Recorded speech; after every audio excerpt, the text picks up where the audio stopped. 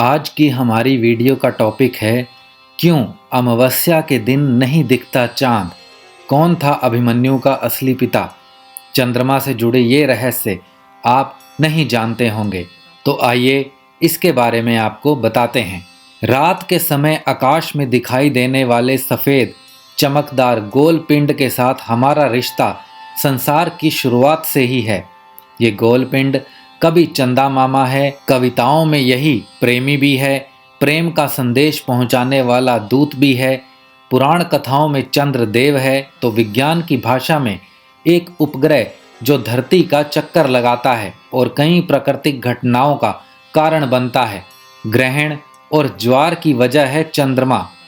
धरती पर नजर आने वाली दो वैज्ञानिक घटनाएं हैं, एक ग्रहण और दूसरा है ज्वार। इन दोनों घटनाओं की वजह चंद्रमा है। दिन में 2 बार ऐसा समय होता है जब समुद्र का जल स्तर बढ़ता है और लहरें ऊपर की ओर उठने लगती हैं। विज्ञान के अनुसार ऐसा चंद्रमा की गुरुत्वाकर्षण शक्ति के कारण होता है, जो कि समुद्र की लहरों को अपनी ओर आकर्षित करता है। लेकिन पौराणिक कथाओं में इसका कारण सागर मंथन से जुड़ा है। इसके अनुसार चंद्रमा का जन्म सागर से हुआ है और उसमें जल तत्व की अधिकता है, इसीलिए वह अपने जैसे तत्व को खुद की ओर आकर्षित करता है। सूर्य और चंद्र ग्रहण। वहीं ग्रहण की घटना 2 तरह की होती है, सूर्य ग्रहण और चंद्र ग्रहण। जब सूर्य व पृथ्वी के बीच में चंद्रमा आ जाता है तो चंद्रमा के पीछे सूर्य कुछ समय के लिए ढक जाता है। सूर्य की छाया धरती पर नहीं पड़ती और इतनी देर के लिए सूर्य ग्रहण लग जाता है। इसी तरह जब चंद्रमा पृथ्वी का चक्कर लगाते हुए उसकी दूसरी ओर पहुंच जाता है और इस तरह सूर्य, पृथ्वी और चंद्रमा एक सीध में आ जाते हैं तो चंद्र ग्रहण लगता है। 4 स्थानों पर लगता है कुंभ। पौराणिक कथाओं में सूर्य और चंद्र ग्रहण का कारण भी सागर मंथन की घटना से ही जुड़ा हुआ है। जब सागर मंथन में अमृत निकला तो देवताओं और दानवों में उसे पीने की होड़ मच गई। धनवंतरी के समुद्र से बाहर निकलते ही असुरों ने उसके हाथ से अमृत कलश झटक लिया और आकाश में उड़ चले। देवता भी उनका पीछा करते हुए भागे। इसी समय इंद्र के पुत्र जयंत ने कौवे का रूप लिया और अमृत कलश असुरों के हाथ से छुड़ाकर उड़ने लगा। इसी छीना झपटी में धरती पर 4 स्थानों पर अमृत कलश से अमृत छलक गया। उन 4 स्थानों पर आज महाकुंभ का आयोजन होता है। ये हैं हरिद्वार, प्रयाग, नासिक और उज्जैन। हरिद्वार में गंगा किनारे पर, प्रयाग में संगम के किनारे, नासिक में गोदावरी नदी के किनारे और उज्जैन में शिप्रा नदी के तट पर हर 12 वर्ष में कुंभ का आयोजन होता है।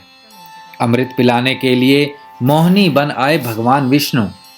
अब इधर देवताओं और असुरों में छीना झपटी चल रही थी कि घुंघरुओं की छनकती आवाज ने सबका ध्यान अपनी ओर खींचा।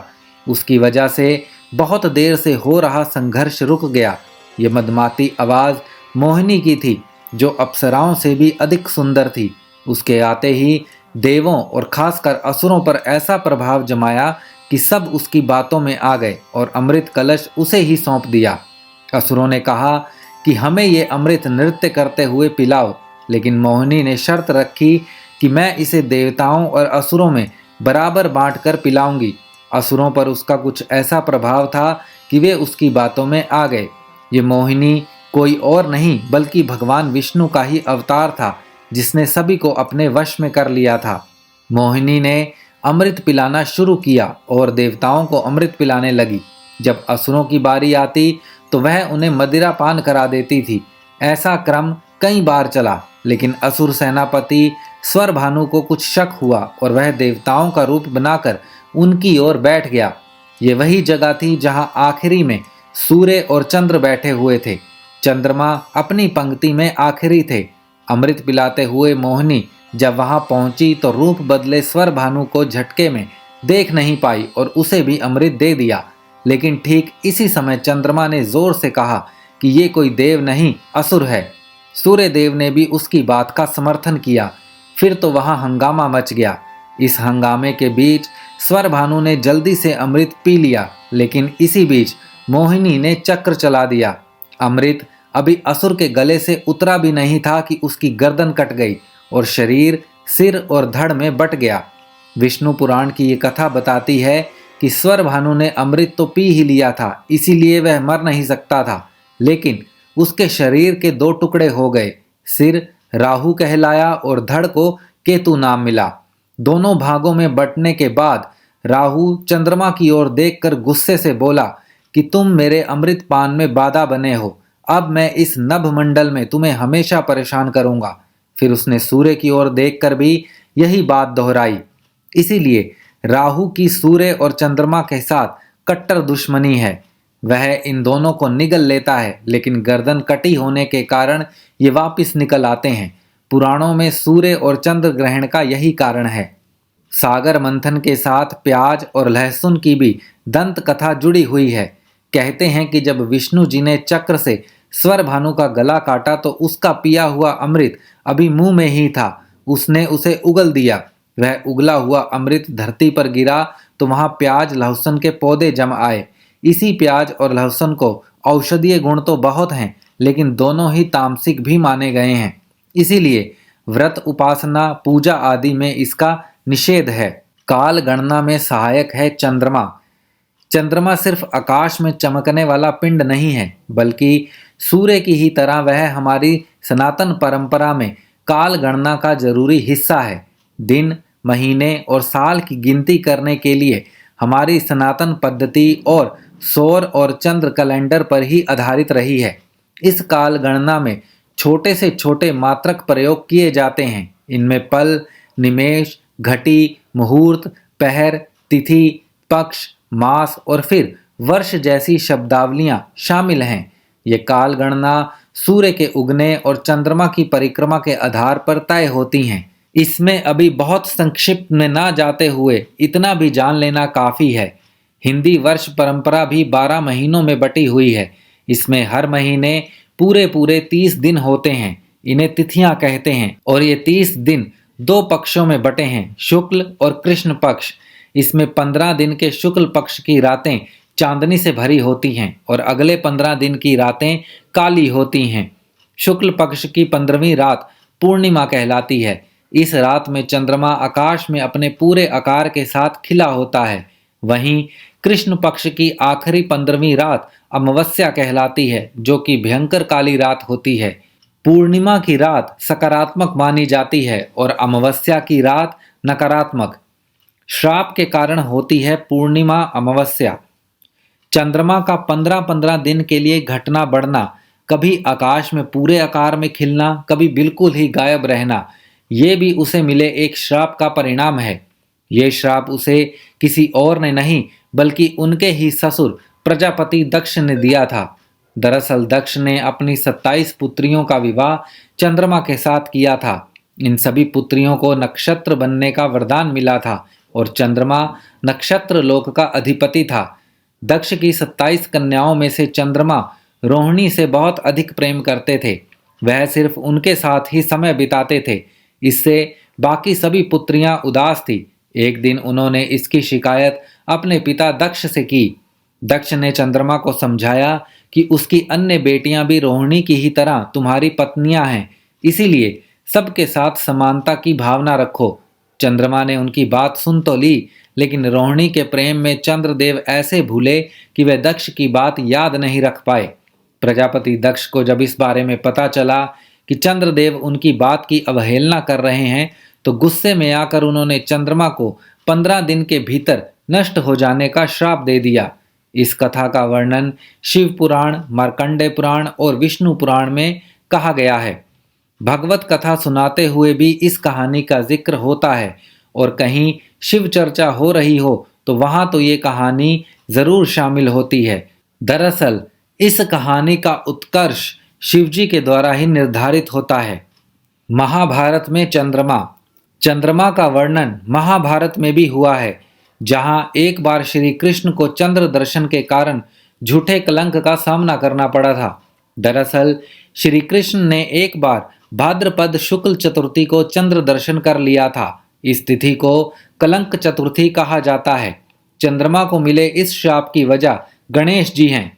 हुआ यूं कि एक बार गणेश जी अपने चूहे पर सवार होकर कहीं जा रहे थे कि रास्ते में अचानक एक सांप के आ जाने से चूहा डर गया और गणेश जी गिर पड़े। चंद्रमा को गणेश जी की इस स्थिति पर हंसी आ गई और उसने गणेश जी के गोल मटोल स्वरूप का मजाक बनाया। इससे नाराज गणेश जी ने चंद्रमा को श्राप दिया कि जिस किसी ने मेरी जन्म तिथि पर आपका दर्शन किया उसे कलंक का सामना करना पड़ेगा। इसीलिए चतुर्थी की तिथि को चंद्रमा के दर्शन का निषेध बताया जाता है। चंद्र दर्शन से श्री कृष्ण पर लगा कलंक। महाभारत में श्री कृष्ण को कलंक लगने की कहानी कुछ ऐसी है कि द्वारका में एक धनी सरदार रहता था। उसके पास एक सूर्यमणि थी जिसका नाम सेमंतक था। कुछ दरबारियों ने उससे कहा कि ऐसी अमूल्य मणि राज्य के कोष में दे दो और श्री कृष्ण से जो चाहे ले लो, लेकिन धनी व्यक्ति ने इससे मना कर दिया। ये बात श्री कृष्ण तक भी पहुंची, लेकिन उन्होंने इस पर कोई ध्यान नहीं दिया। कुछ दिन बाद उसी धनी सरदार का छोटा भाई मणि पहनकर शिकार खेलने गया तो वहां शेर के हमले में उसकी मौत हो गई और जो लोग उसका शव लेने गए उन्होंने देखा कि युवक के गले से मणि नदारद थी। तब बात की बात में इस मणि चोरी का इल्जाम द्वारका के राज परिवार पर लगा। दबी जुबान में सभी श्री कृष्ण के परिवार पर ये मिथ्या आरोप लगाने लगे।